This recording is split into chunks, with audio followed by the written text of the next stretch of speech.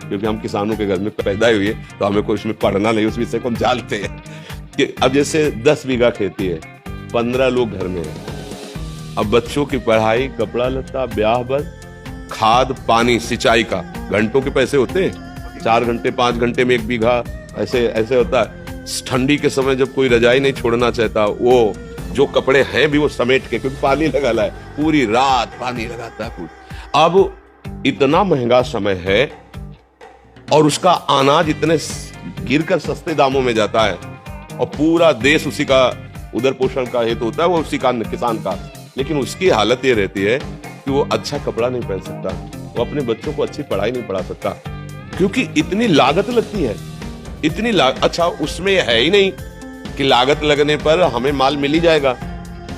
इसीलिए जैसे भारत का सैनिक प्राणों की आहुति देने के लिए तैयार है, ऐसे ही सच्ची पूछो तो महान तपस्वी किसान, वो हमारे पूरे देश को भोजन दे रहा है। भाई आप बड़े पदाधिकारी, लेकिन खाओगे तो रोटी दाल ही और वो तो वहां पैदा हो रहा है, मेहनत उसकी देखो।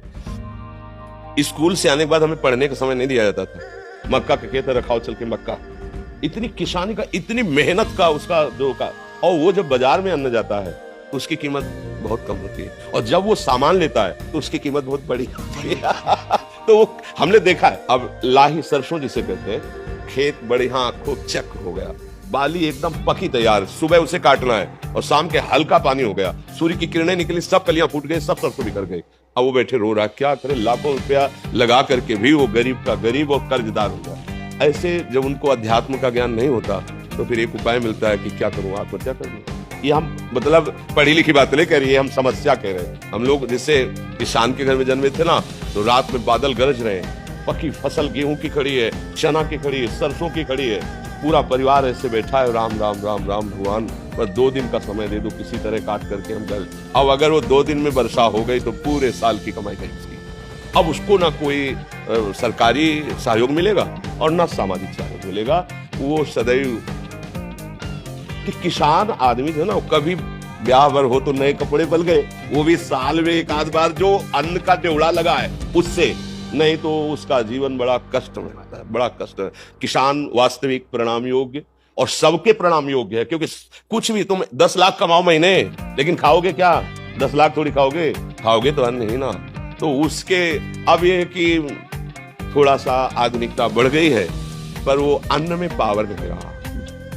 जैसे अपने लोग थे ना, 1 बीघा में 8 मन गेहूं होता था, 8 मन, क्योंकि उर्वरक डालने की सामर्थ्य भी नहीं थी और उर्वरक निषेध भी किया जाता था कि अन्न पौष्टिक रहेगा। गाय का गोबर, वो जो गांव में पशुओं का एक बनाया जाता है ना, गोबर डालने का, हाँ, उससे फिर भर भर के बैलगाड़ी में खेतों में बिखेरा जाता। 8 मन हमारी थी।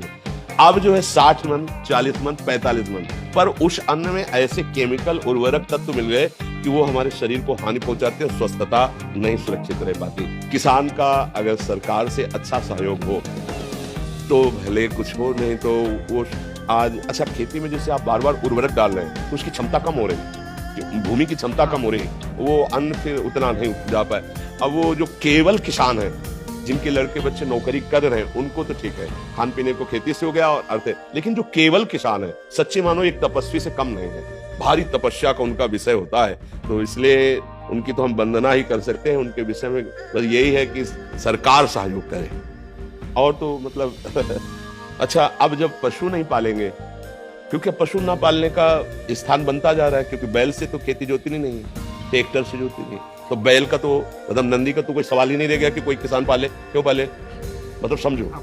अब क्या, अब बछड़ा होता था ना, तो एक हर्ष सा होता था किसान के, ये गाय माता ने बछड़ा दिया, अब ये आगे चल करके बैल होकर हमारे हल जोते। मतलब 8-10 गायें तो होती ही थी, उनका गोबर, उनका दूध, वो पौष्टिकता।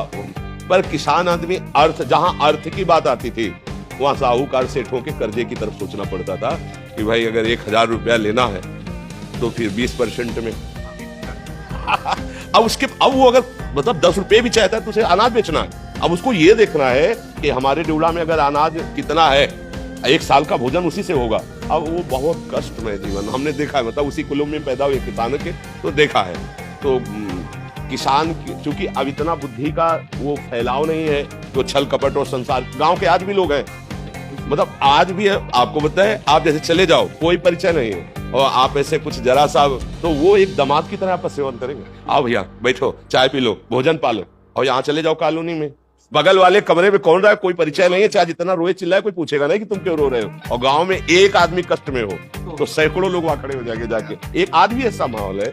किसान तो जैसे हमारे यहाँ पीछे देश में नारा लगाया जाता है, जय जवान जय किसान, तो इसलिए किसान तो सर्वोपरि है, उसके आगे मतलब आपको लगेगा कह रहे उसके आगे कोई नहीं है। अगर हम संत जन जिन्हें कहा जाता है, तो हम पैदा भी उन्हीं के घरों में हुए हैं और पले भी वही हैं और पोषे भी गए हैं और आज भी उधर वहीं से भर रहा है।